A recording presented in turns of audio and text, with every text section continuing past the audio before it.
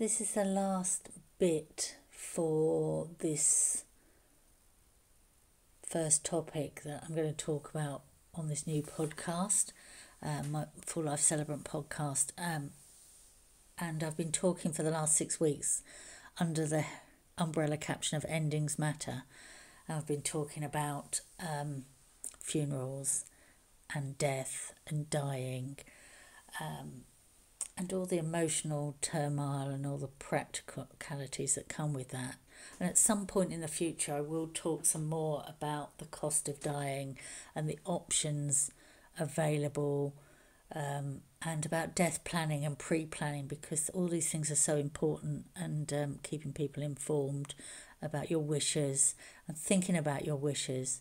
I think having the conversations and talking about it and knowing that in your mind what your ideal good death and good farewell would be, take away a lot of the fear of death, having had the conversations rather than this, dark cloud. Just take the sting out of it almost. It's like, talking about death isn't going to cause death, but talking about death will potentially alleviate some concerns and answer some questions. But over the next 6 weeks, I'm going to be talking about beginnings. So we're coming to the end of the year and we're finishing the first 3 podcasts about endings. And I just really wanted to finish with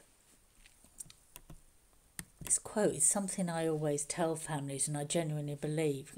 When we lose someone we love, we have to learn not to live without them, but to live with the love that they left behind. And the other thing we have to do is redefine ourselves. If we love someone and they die, then we, through no fault of our own and through no fault of theirs, have lost our natural order of things, and we kind of have to learn who we are again and reinvent ourselves, because the path we were treading has crumbled, and it's a long and challenging time to try and work out who you are and where you fit into the world again, and without that person physically present. And then having all this love that you have as well, that you can't give to the person that you have lost, having to find out how to deal with all of that, and the release for that, and how to manage that. It's very hard, she says, stating the bloody obvious. Grief is hard. Grief is hard when you love someone and you react after they die the way you feel you should.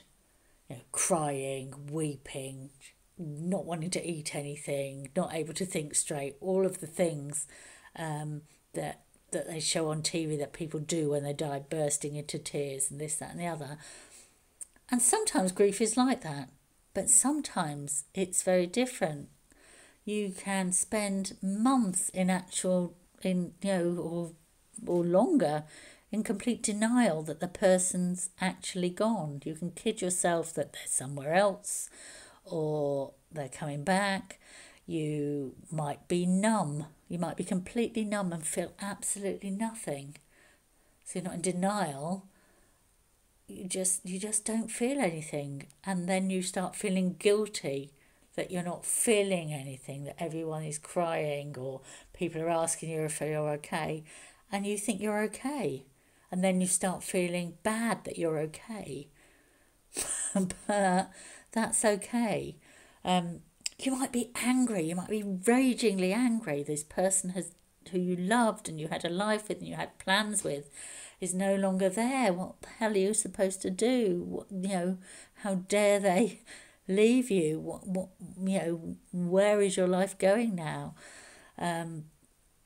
You may feel relief.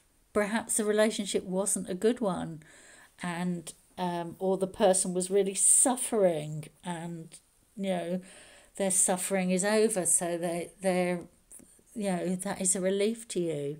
Perhaps you feel bad that you're relieved that they're dead because of that.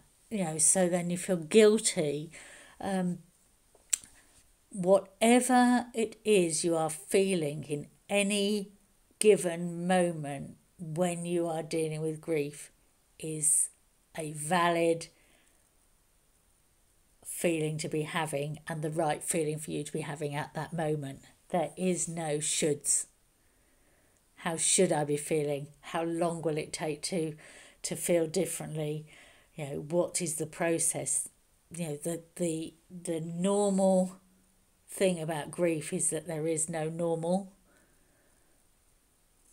You might feel fine in a week and then feel terrible in 6 months and feel even worse in 2 years, or feel fine in 2 years but have spent a year feeling terrible. You might, it could be anything. There is no path to tread that is normal. There is only your own unique path to dealing with the loss that you have had and the emotions that you are having to come to terms with, and the new reality that you are having to live within. And as a community of friends and family around you who may also be grieving the loss of the same person, each one of them will be doing that in a different way. And community and ritual is so important because of this. Because while one of you is unable to cope, someone else can step in, and when they are unable to cope, someone else can step in. And if you're all aware of this, you have this common connection to this person, even though your reaction to their loss is uniquely yours. That is still there, and it is really important to give each other that space in your heart and in your minds, and hold space and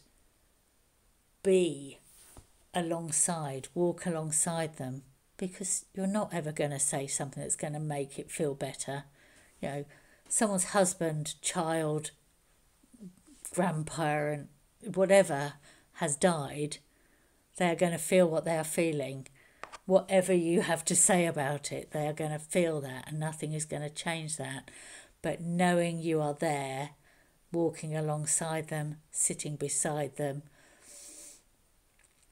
ready to help catch them should they falter or fall, then that is everything. That's the most you can do, and that is the thing that we should all be doing for one another within our community, is being there for each other, not only when the going is good, but when the going is tough too. And that holding of space, active listening, being present is just part of our human nature and why we live within groups. And it's not going to be comfortable always, and it's not going to be easy, but it is invaluable, and we all need each other, and I need all of you, and I am so glad to have you in my life. So the end of this chapter. Let's see what we talk about next week.